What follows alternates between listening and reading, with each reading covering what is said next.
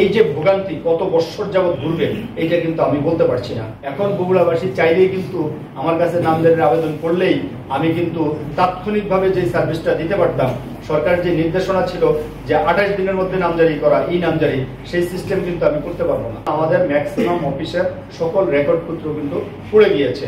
এই যে ভূমি অফিসের সকল নথি, সকল রেকর্ড, সকল কিছু পুড়ে ছাই হয়ে গিয়েছে। তো এই ক্ষতিটা কোনো ব্যক্তির ক্ষতি না, এই ক্ষতিটা কোনো প্রতিষ্ঠানের ক্ষতি না, এই ক্ষতিটা বগুড়াবাসীর ক্ষতি।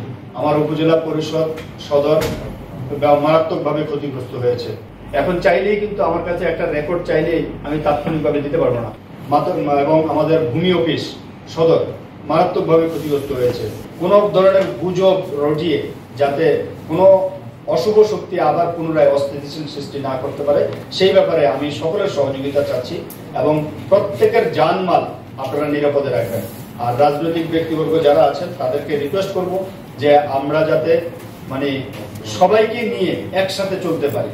অতীতের অনেক কিছু হয়েছে, অনেক আক্ষেপ আছে, অনেক ত্রুটি আছে, অনেক বিচ্যুতি আছে, কিন্তু পুনরায় যদি আমরা আবার সেই ত্রুটিগুলি করি তাহলে কিন্তু আমরা আর ওটার মধ্যে কোনো ডিফারেন্স থাকবে না।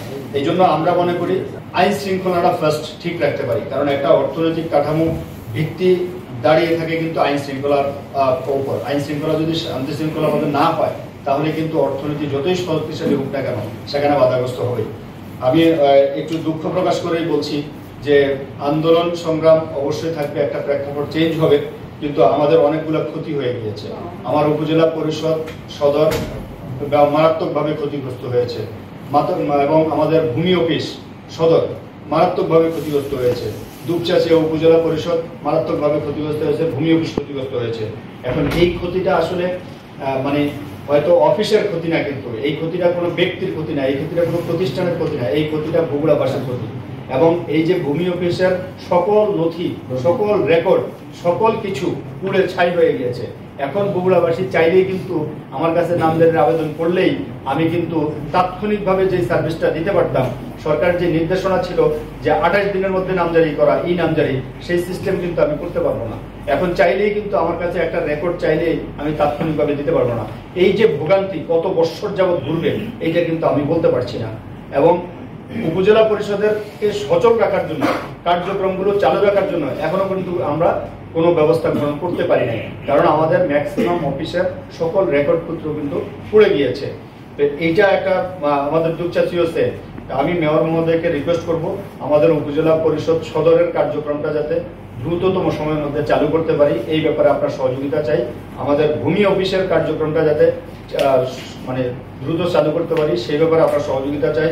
আমাদের থানা, সদর থানায় আমরা কালকে আমাদের জিওসি মহোদয় আসছিলেন, আমরা সবাই পরিদর্শন করতে গিয়েছি। সেখানেও কিন্তু একেবারেই এখনো পর্যন্ত গ্যাস কিন্তু এমন অবস্থা যে ময়লাটাও আমরা পরিষ্কার করতে পারি নাই। আমি আপনাদের কাছে রিকোয়েস্ট করব যত দ্রুততম সময়ের মধ্যে আমরা এটা একটু যদি আপনার সহযোগিতা পাই, থানার কার্যক্রমটা যদি সেখানে চালু করতে পারি তাহলে মানুষ বেশি সুবিধা পাবে। কারণ এখন ডিবি অফিসে নিয়ে আসা হয়েছে, এখানে কিন্তু সাধারণ মানুষের অ্যাক্সেস খুব একটা দেওয়া যাবে না এই মুহূর্তে। এখন আমি যদি থানাটা সচল করতে পারি তাহলে কিন্তু আমরা থানার কার্যক্রমটা জোরালোভাবে চালু করতে পারবো। আমরা পৌরসভার কাছে এই সহযোগিতাটা চাই।